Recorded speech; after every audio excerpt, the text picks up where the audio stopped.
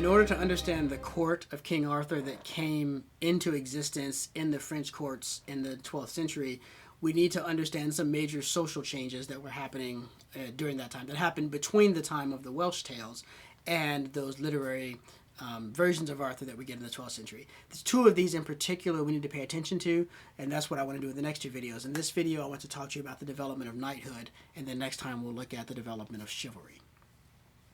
Knighthood is an old concept in a way, right? A knight is an equites, and the equites, that term, a horseman, really, goes all the way back to the Roman Empire. Originally, in the early, not even the Roman Empire, that's not even correct, really beyond that, the Roman Republic. Originally in Rome, a knight, the equites, they were those who could afford to bring a horse to war. So when you're calling everyone up to war, everyone's bringing their own equipment. You don't have a centralized government providing weapons to everybody. And so you're equipping yourself. And if you were rich enough to be able to bring a horse and risk the horse getting killed in battle, by the way, then you belong to this class, the equestrian class, the knightly class, you might say. Now, by the 2nd century BC, so still before the empire is founded, the equites had become a political and economic class, second in rank only to senators. Because they were wealthy from the beginning, they could afford to bring a horse to war, and so they were key figures of military engagements because horses are an advantage in war. And so that gave them respect, it gave them power, and that ultimately turned into not just a statement of financial capacity, but it became actual political power, and it became one of the strata of Roman society. And they were second only to the senators. They were generally, at this stage in Roman history, businessmen and administrators. They filled those types of roles in the government. Under the empire, they became bureaucrats, where it became, to be an equites was a career track in imperial service.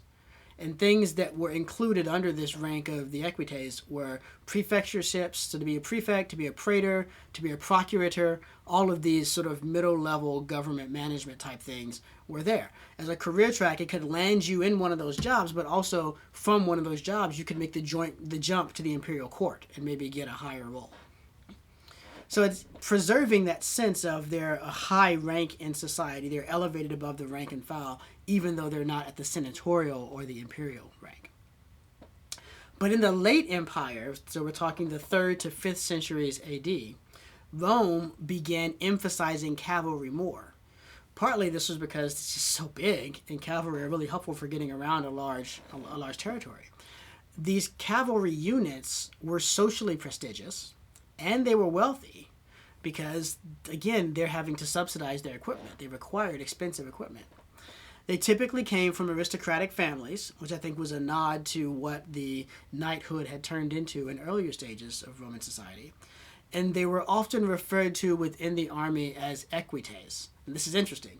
The usage of the phrase, the rank equites, to refer to a cavalryman in the Roman army in the 3rd through 5th centuries was distinct from its use to refer to the bureaucrats in the empire. So you could meet two people, two equites, one of whom was a cavalryman and one of whom was a bureaucrat. And they both had that same title, if you will, but they had it for very different reasons.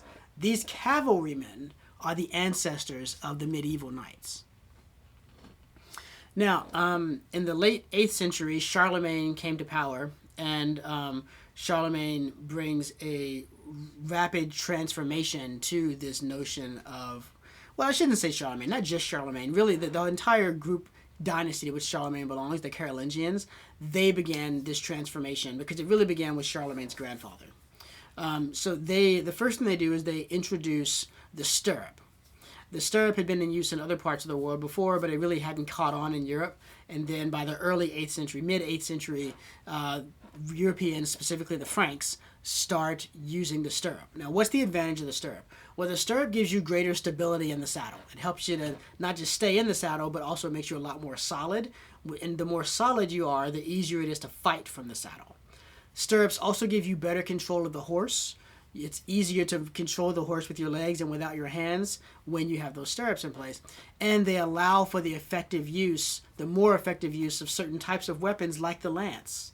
A lance is very hard to use on a horse without stirrups because it's long and it's overbalances. You've got to keep it balanced, right?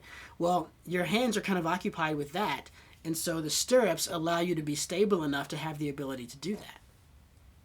I mentioned Charlemagne's grandfather. That's Charles Martel. Charles the Hammer. That's what Martel means. And he reigned from 718 to 741. He wasn't a king. He was the mayor of the palace. He was the sort of king's number one man.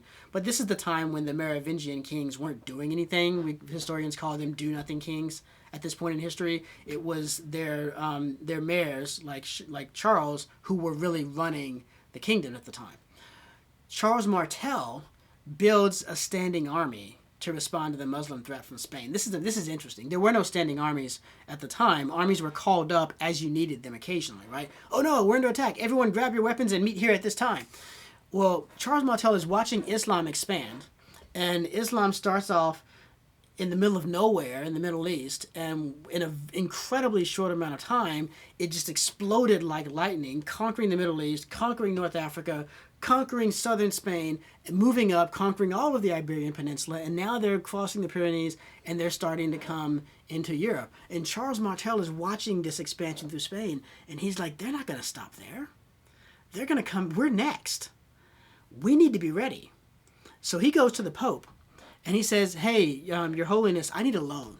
I need the Vatican to loan the Frankish Empire, the Frankish, whatever particular one, I think it was Neustria maybe, to loan us money so that we can build an army that will be in constant readiness for the inevitable attack of the infidels. And he convinced the Pope to do this. The Pope said, that's a great idea. Here you go. And so he built an army, and then he took that army around with him everywhere he went. He campaigned with this army for more than a decade. So they're learning to fight together. They're fighting in the new style, using these stirrups on their horses. They're training together. They're getting battle hardened. All right. What he needs for this army is he needs heavily armed, mounted warriors so that he can deliver overwhelming military force across a broad domain. He's got to be able to be over here in Saxony, where those guys are rebelling because they were always doing that. And then when he's finishing that up and he's hearing this trouble because the Muslims are moving on the Western Front, he's got to swivel and ride hard and cover a couple 100 miles and not just get there, but get there with overwhelming military force. And he sees this heavy cavalry unit as the way he can do that. So he tries to build up this unit by offering incentives. He would distribute land that they conquered to his followers only if they rode in the new style, where the new style means using stirrups and heavy equipment. Now, the income from these lands was necessary to equip and train the knights, both of which are really expensive. Not just equipping the knights, but training them is really expensive as well. And this also meant that the knights were vassals who were supported by land revenue, which they held in fiefdom from their lord. All of these things are important features of the chivalric knighthood. They're moving us in the direction of a chivalric knighthood. Well, in 768, Martel's grandson, Charles, who came to be known as Charles the Great, or in French, Charlemagne, came to power. And he ruled from 768 to 814. He doesn't just continue his grandfather's policies, he takes them further. He now requires any vassal, that is one of these folks who's been invested with land so they can use the income from the land to arm themselves, he requires them to report mounted and armed in the new fashion. It's no longer you're encouraged to do it, you have to do it. And he creates a hierarchy of mounted service obligations. So you're not, you've got to show up and fight, but there's all these other things you've got to do, and there's a hierarchy of them, and that creates a heavy cavalry unit that is bound by a layered system of oaths. And those were the reasons he could maintain as large an empire as he did, because he had to ride all over the place dealing with problems. So those Carolingian, that Carolingian development that you see is leading towards feudalism as well. Both Martel and Charlemagne gave out what we call benefices. These are lifelong grants of land or revenue that are essentially a salary. right? Your pay for being in the army is that you are in charge of this region, and all of its income is yours, right? They could be revoked by the Lord at any time. So if I give you Georgia and say that's your benefice, and you're having a great time, you're eating peaches and enjoying the value of Georgia and all that, I could show up any day and say, hey, guess what? I need it back. I'm going to give it to somebody else, so you're out. And they also weren't hereditary. So when you died, they didn't go to your son. They came back to me, and then I might decide to give them to your son, or I might decide to give them somewhere else, but I don't have any pressure to give it to your son. I'm completely free to do with it whatever I want to do with it. The servants of Martel and Charlemagne, the types of words used to describe them, were faithful followers, retainers, loyalists, things like that. Now, in the 9th and 10th centuries, the Carolingian Empire begins to break up. Crazy stuff happening, largely surrounding succession battles between the grandsons of Charlemagne and their children. And it starts off with the generation of Charlemagne's son has trouble with the succession with his sons, and then it just gets worse from there. In that time, these benefices slowly became fiefdoms, where a fiefdom is land held by hereditary right in exchange for service. They became more difficult to revoke. I couldn't just write in and say I need it back because you have a hereditary right to it now. And the term that emerged to describe one who held a fief and therefore owed service to me was a vassal. So when I said vassals and fiefdoms earlier under Charles Martel, that was a bit anachronistic.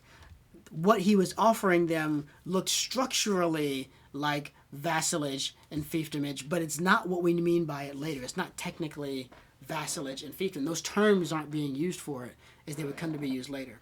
The reason why this change happened is because the breakup of the Carolingian Empire caused a weakening of the power of the monarchy. The king had less power and wasn't able to enforce his will as clearly. He began to depend upon the people under him to stay in power. And so giving them a hereditary right to the land and tying their service to enjoying that was a way of binding them to the crown. And this is really the emergence of feudalism. Feudalism comes out of this change from the type of benefices of the early Carolingians to the fiefdoms of the later Carolingian Empire and the successor states to the Carolingian Empire. So all of this issues then in the medieval knight, which emerges in the early 11th century as a land-holding vassal, a fiefdom-holding vassal who fights mounted with a lance. So it brings together that new style of fighting, the stirrup and the lance and the heavy armor. It brings together those social developments of, we're going to pay for that by giving you a fief. We're going to call it a fief. You're going to have it as a hereditary right, which means you can pass it on to your children. And in exchange for that, whenever I call you or your children, you need to provide us with military service. And I expect you to show up with a certain number of knights or a certain number of fighting men led by a knight, that sort of a thing. All of that, by the beginning of the 11th century, has turned into the medieval knight, who is what we mean when we talk about a knight of the Round Table.